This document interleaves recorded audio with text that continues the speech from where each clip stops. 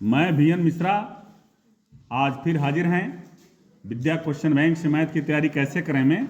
वृत्तों से संबंधित क्षेत्रफल चल रहा था और लघु उत्तरीय का एक क्वेश्चन कल बचा था, वो भी खत्म हो गया। लास्ट में मैंने बता दिया था।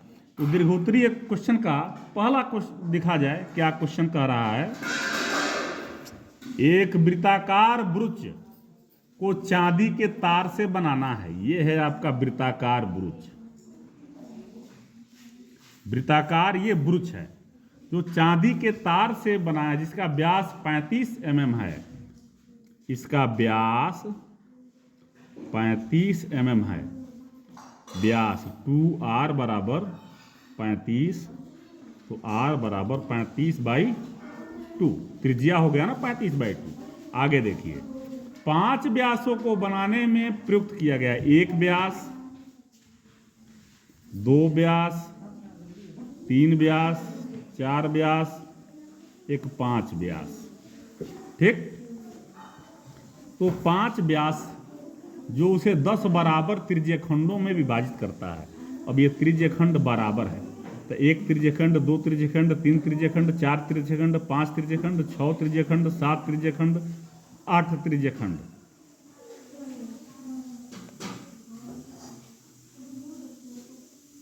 9 त्रिज्यखंड, 10 त्रिज्यखंड। ये 10 त्रिज्यखंडों में बराबर बराबर बांटता है। तो कह रहा है कुल वांछित चांदी के तार की लंबाई। अब 5 को तार को ये तो बनाने के लिए निकल ही रहा है, लग ही रहा है। व्यास को बनाने में भी तार की लंबाई लग रही है। तो कह रहा है कि कुल तार की लंबाई बताएं। और दूसरा है वृत्त के प्रत्येक त्रिज्यखंड का क्षेत्रफल। तो देखिए, पहले तो ये निकालेंगे ना, वृत्तीय भाग की माप लिखेंगे। वृत्तीय भाग की माप, इसकी ये क्या होता है, ये 2πr दिया है। पाई बराबर दिया है नहीं, तो 22/7 लगेगा। 2 गुणे 22/7 और गुणे r, यानी 35/2। 2 से 2 कट गया, 7 × 35, 22 × 110।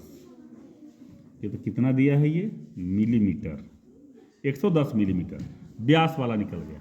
अब त्रिज्यखंड, अब 7 व्यास, सॉरी 7 व्यास नहीं, 5 व्यास लिखिए।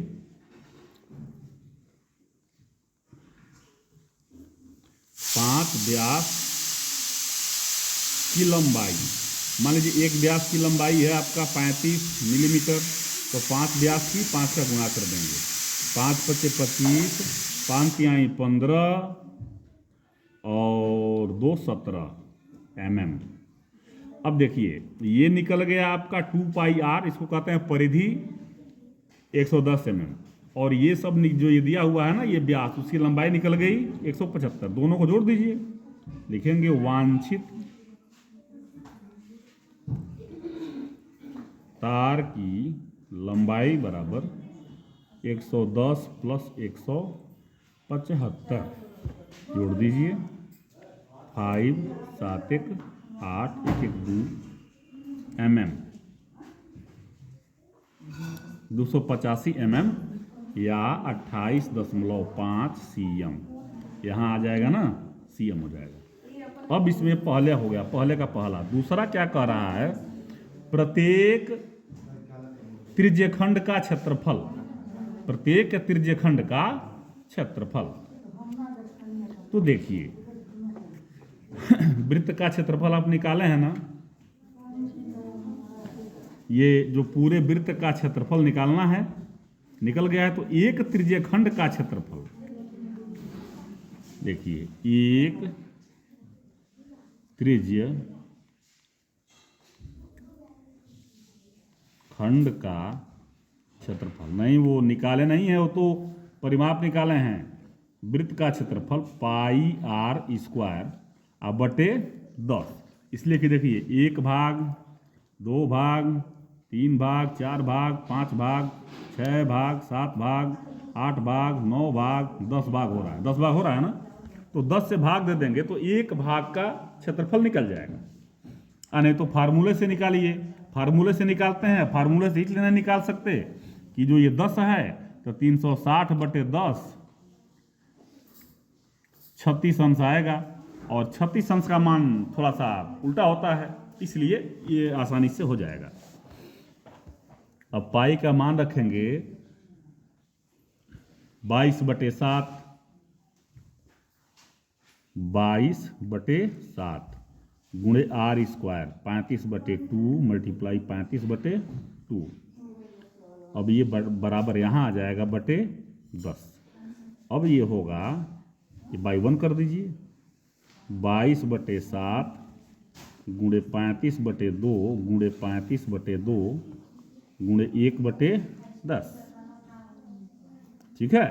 अब ये मल्टीप्लाई हो जाएगा आपका ऊपर का, इसमें इसका मल्टीप्लाई 7×5 35, 2 11 22, 11×5 55 गुणे 35 बटे 10 दूना 20। अब इसको कर लेंगे, करके 20 से भाग दे देंगे, वो एरिया निकल जाएगा। समझ आ गई बात?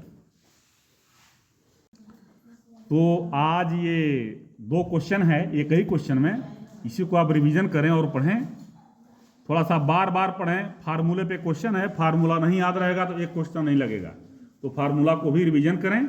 और तब तक धन्यवाद दें, आगे कल फिर मिलेंगे। धन्यवाद।